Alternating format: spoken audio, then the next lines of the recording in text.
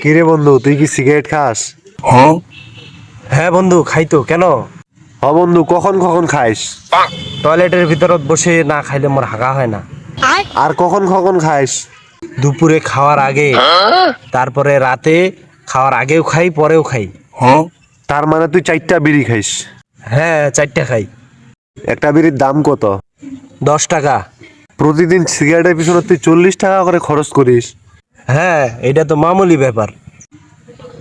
আচ্ছা, তুই কতদিন ধরে সিগারেট খাইস? 15 বছর ধরে খাই। তার মানে তুই 15 বছর ধরে সিগারেটের পিছনে 2,40,000 টাকা খরচ করছিস? হ্যাঁ। এই টাকা তুই যদি ব্যাংকের ভিতরে রাখতি, ইন্টারেস্ট তো তুই অনেক টাকা পাইতি।